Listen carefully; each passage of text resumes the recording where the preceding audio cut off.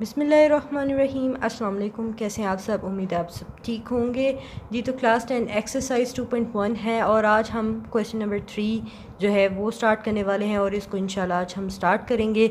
So without time wasting हम उसको start करते हैं जी। तो क्लास 10 यूनिट नंबर 2 है हमारे पास, theory of a quadratic equation.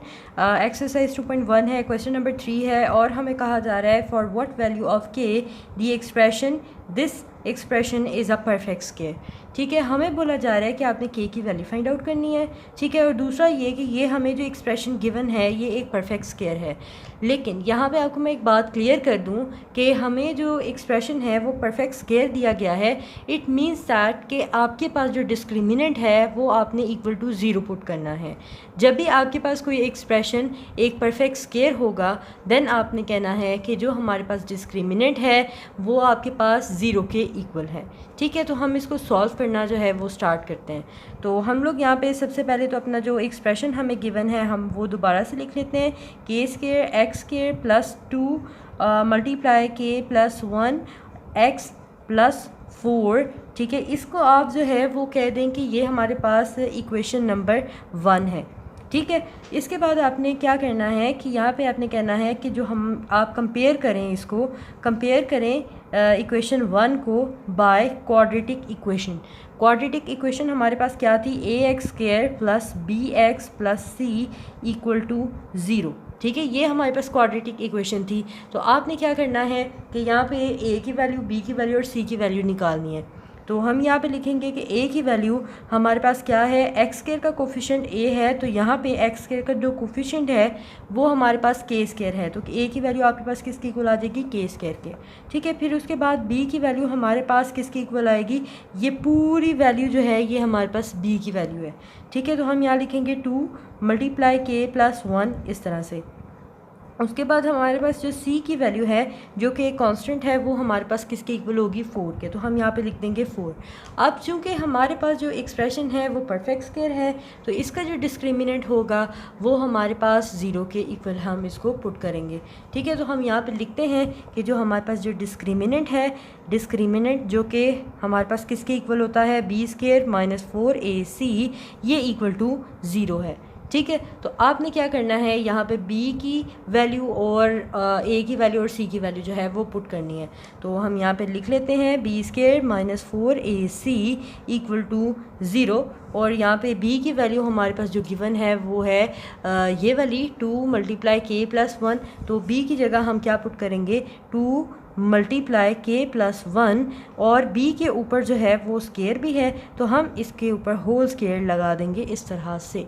ठीक है, इसके बाद माइनस 4a की वैल्यू हमारे पास किसके इक्वल थी? यहाँ पे के स्क्वायर के। ठीक है, तो यहाँ पे हम लिख देंगे मल्टीप्लाई के स्क्वायर। ठीक है, इसके बाद सी की वैल्यू हमारे पास किसके इक्वल गिवन है? 4 के। ठीक है, तो हम इसकी जगह पुट कर देंगे 4। ठीक है, इस तरह से, और ये इक्वल टू ज़ीरो आ जाएगा। अब यहाँ पे आप देख सकते हैं कि जो स्क्वायर है, स्क्वायर वाली जो ब्रैकेट है इसके अंदर दो वैल्यूज़ गिवन है जो कि मल्टीप्लाई हो रही हैं। अब स्क्वायर जो है वो आपने दोनों के ऊपर अलग-अलग अप्लाई कर देना है। ठीक है, इसको हम लिखते हैं कुछ इस तरह से, 2 के ऊपर स्क्वायर अलग से आ जाएगा और यहाँ पे जो है के प्लस 1 और इसके ऊपर होल स्क्वायर है ये अलग से आ जाएगा।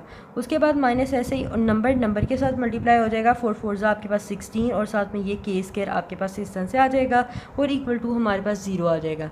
अब 2 2 आपके पास क्या होगा? 4। और यहाँ पे जो है हमारे पास एक क्वाड्रेट, यहाँ पे हमारे पास जो फॉर्मूला लगेगा वो मैं यहाँ पे साइड पे लिख देती हूँ ताकि आपको याद रहे। a प्लस बी का होल स्क्वायर है। यहाँ पे हमारे पास जो है ना, मैं लिख रही हूँ, आप नोट कर लीजिएगा कि जो a प्लस बी का होल स्क्वायर का फॉर्मूला होता है वो किसकी इक्वल होता है? a square plus 2ab plus B square. ठीक है, तो ये फॉर्मूला मैं यहाँ पे अप्लाई करने वाली हूँ यहाँ पे, और इसको हम ब्रैकेट में लिखेंगे। a की वैल्यू हमारे पास किसके इक्वल है? के और b की वैल्यू हमारे पास 1 के। ठीक है, इसके अकॉर्डिंग हम फॉर्मूला जो है वो ओपन करते हैं तो ये आ जाएगा a स्क्वायर प्लस 2a हमारे पास है के, b हमारे पास क्या है? 1 और फिर साथ में आ जाएगा b स्क्वायर यानी कि जो 1 का स्क्वायर आ जाएगा और ये ब्रैकेट क्लोज। उसके बाद माइनस 16 और साथ में के स्क्वायर ऐसे ही इक्वल टू 0 आ जाएगा। ठीक है, इसके बाद हम क्या करेंगे? के स्क्वायर ऐसे लिखेंगे। ठीक है, 2 के और 2 मल्टीप्लाई के मल्टीप्लाई 1 इक्वल टू 2k, ठीक है। प्लस 1 का स्केयर करेंगे तो 1 ही आ जाएगा। -16k स्केयर लिखेंगे इक्वल टू 0 आ जाएगा। अब ये 4 इस पूरी वैल्यू के साथ मल्टीप्लाई होगा, ना कि इसके साथ भी, ठीक है। 4 सिर्फ इसके साथ मल्टीप्लाई होगा, इसके साथ मल्टीप्लाई नहीं होगा, ठीक है। तो 4k स्क्वायर आ जाएगा आपके पास। उसके बाद 4 2 ज़ा 8k हो जाएगा, ठीक है। उसके बाद 4 1 ज़ा 4 हो जाएगा। उसके बाद -16k स्क्वायर आपके पास इक्वल टू 0 आ जाएगा। अब k स्क्वायर वाली वैल्यू जो है वो हम इकट्ठी कर लेते हैं। तो यहाँ पे आ जाएगा 4k square -16k square plus 8k plus 4 equal to 0, इस तरह से, ठीक है। इसके बाद यहाँ पे plus 4k square -16k square, तो ये आ जाएगा आपके पास -12k स्क्वायर प्लस 8k आपके पास ऐसे ही आ जाएगा, क्योंकि k की साथ वाली कोई और वैल्यू नहीं है, तो और 4 कांस्टेंट वैल्यू भी कोई नहीं है, तो ये कुछ इस तरह से आ जाएगा जी। तो अब यहाँ पे आप देख सकते हैं कि यहाँ पे 12, 8 और 4 ये सेम टेबल में आ सकते हैं। जैसे कि 4 है, 4 के टेबल में 8 भी आता है, 4 के टेबल में 12 भी आता है, और हमारे पास जो फर्स्ट वैल्यू है इसके साथ माइनस नहीं होना चाहिए। तो इसलिए मैं क्या करूँगी कि यहाँ पे -4 जो है वो कॉमन निकाल लूँगी, ठीक है। माइनस बाहर आ गया, और 4 के टेबल में 12 कब आता है, 3 से मल्टीप्लाई करें तो साथ में ये k स्क्वायर ऐसे ही आ जाएगा। माइनस प्लस माइनस हो जाएगा। 4 के टेबल में 8 कब आता है, 2 टाइम्स आता है, ठीक है। 4 2 ज़ा 8 और k ऐसे ही आ जाएगा। माइनस प्लस माइनस आ जाएगा। 4 के टेबल में 4 कब आता है, 1 से मल्टीप्लाई करें तो तब आता है इक्वल टू 0। अब ये 4 जब 0 के नीचे जाएगा, ठीक है, 0 के नीचे जाके ये डिवाइड हो जाएगा, और याद रहे कि 0 के नीचे कोई भी नंबर होगा तो वो इक्वल टू 0 ही होगा, ठीक है। तो इसलिए यहाँ पे अगला स्टेप मैं कर रही हूँ, जब हम इसको इसके नीचे लेके जाएंगे तो ये इस तरह से 0 हो जाएगा, और सिर्फ हमारे पास जो चीज़ रह जाएगी वो रह जाएगी 3k square -2k -1 equal to 0। अब यहाँ पे आप चाहें तो फैक्टराइजेशन कर लें, चाहें तो आप यहाँ पे क्या कर लें, क्वाड्रेटिक फार्मूला अप्लाई कर लें, ठीक है। अब आपकी मर्ज़ी है, क्योंकि इसमें से हम लोगों ने क्या करना है, k की वैल्यू फाइंड आउट करनी है, ठीक है। तो हम चलते हैं नेक्स्ट पेज पे और हम इसको सॉल्व करते हैं। हमारे पास है 3k स्क्वायर -2k -1, और हम यहाँ पे लिख लेते हैं 3k स्क्वायर, ठीक है। उसके बाद है हमारे पास -2k -1 इक्वल टू 0 जी। तो अब यहाँ पे हम इसके ऊपर फैक्टराइजेशन में अप्लाई करने वाली हूँ। आप कोई भी रूल जो है वो अप्लाई करके k की वैल्यू फाइंड आउट कर सकते हैं, ठीक है। तो हमारे पास है फर्स्ट वैल्यू और लास्ट वैल्यू को हम मल्टीप्लाई करते हैं। तो जब मल्टीप्लाई करेंगे +3 -1, तो ये हमारे पास आ जाएगा -3k स्क्वायर, ठीक है। -3k स्क्वायर किस तरह से आया, फर्स्ट वैल्यू और लास्ट वैल्यू को हम मल्टीप्लाई करते हैं। फर्स्ट वैल्यू है हमारे पास +3k स्क्वायर, इसको हमने मल्टीप्लाई करवाया है -1 के साथ, ठीक है। तो प्लस माइनस आपके पास माइनस आ जाएगा, 3 1 ज़ा 3 और k स्क्वायर आपके पास ऐसे ही आ जाएगा। अब यहाँ पे हमें ऐसा नंबर चाहिए, ऐसे 2 नंबर्स चाहिए जिनको ऐड या सब्ट्रैक्ट करने से हमें ये सेंटर वाली वैल्यू मिले, और जब हम मल्टीप्लाई करें तो हमें दोबारा -3k स्क्वायर मिले, ठीक है। तो हम क्या करेंगे, सबसे पहले तो 3 के फैक्टर लिखते हैं। तो 3 1 × 3 करें तो हमारे पास क्या आता है, 1 × 3 इक्वल टू 3 आता है। उसके बाद हम 3 × 1 करें तो भी हमारे पास 3 आता है।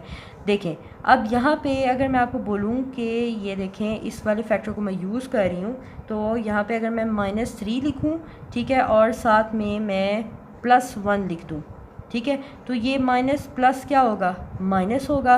3 1 ज़ा आपके पास क्या आ जाएगा, 3k -3k आ जाएगा। और जब मैं इसको प्लस करके लिखती हूँ -3 + 1, ठीक है, तो देखें माइनस प्लस क्या होगा माइनस, साइन भी माइनस का आएगा, और 3 में से 1 माइनस करेंगे तो 2 आ जाएगा। देखिए मल्टीप्लाई करने के बाद हमें जो है -3k स्क्वायर भी मिल रहा है, और जब हम इसको ऐड और सब्ट्रैक्ट कर रहे हैं तो हमें -2 भी मिल रहा है, ठीक है। तो यहाँ पे हम लोग ये वाला जो हमारे पास फैक्टर्स आए हैं हम ये लिख सकते हैं, ठीक है। तो अभी मैं यहाँ पे पुट करूँगी, तो यहाँ पे करेंगे 3k स्क्वायर -3k, ठीक है, +1k, ठीक है, -1 इक्वल टू 0। अब यहाँ पे बच्चे कहेंगे कि आप ऐसा प्लस k के साथ आपने प्लस लगाया, आप माइनस लगाएं, और 3 के साथ प्लस लगाएं तो फिर भी काम हो सकता है। बिल्कुल ऐसा नहीं हो सकता, क्योंकि बड़ी वैल्यू के साथ जो यहाँ पे अगर हमने जो साइन यहाँ पे लगा होगा हमने वो लाना है, ठीक है। तो बड़ी वैल्यू के साथ वही साइन लगाएंगे जो हमारे पास जो सेंटर वाली वैल्यू होगी उसके साथ होगा, देन हमारे पास जो आंसर है वो सही आएगा, ठीक है। तो अब पेयरिंग करते हैं, फैक्टर बनाते हैं। तो 3 इसमें से जो कॉमन चीज़ आएगी वो आएगी 3k, हमारे पास कॉमन आएगा, यहाँ पे k रह जाएगा, ठीक है, माइनस ये पूरा का पूरा बाहर चला गया, इसकी जगह 1 रह जाएगा। उसके बाद प्लस यहाँ से हम 1 कॉमन लेते हैं तो यहाँ पे रह जाएगा k, उसके बाद माइनस ओवर 1 1 ज़ा 1 तो 1 इस तरह से अंदर रह जाएगा। ठीक हो गया। इसके बाद यहाँ पे आप देखें ये दोनों फैक्टर जो हैं वो सेम आ गए, इसका मतलब है हमारा क्वेश्चन जो है वो ठीक जा रहा है। तो हम कहेंगे कि ये k माइनस 1 जो है वो कॉमन निकाल लें, ठीक है, और यहाँ पे जो चीज़ रह जाएगी वो 3k और ये प्लस 1 यहाँ पे रह जाएगा इक्वल टू 0। अब ये पेयर जो फैक्टर है ये भी इक्वल टू 0 है, ये फैक्टर भी इक्वल टू 0 है, तो हम इसको अलग-अलग पुट करेंगे, k माइनस 1 इक्वल टू 0 और यहाँ पर हम कहेंगे 3k प्लस 1 इक्वल टू 0। ठीक है, अब यहाँ पे क्या होगा, -1 है, इक्वल के दूसरी साइड पे जाएगा तो +1 हो जाएगा, यहाँ पे +1 है, इक्वल के दूसरी साइड पे जाएगा -1 हो जाएगा, और k की वैल्यू हमारे पास -1 और ये 3 इसके साथ मल्टीप्लाई हो रहा है, इस साइड पे आके डिवाइड हो जाएगा। एक k की वैल्यू हमारे पास ये वाली निकल आई और एक k की वैल्यू हमारे पास ये निकल आई। सो ये हमारे पास आंसर आ गया क्वेश्चन नंबर 3 का।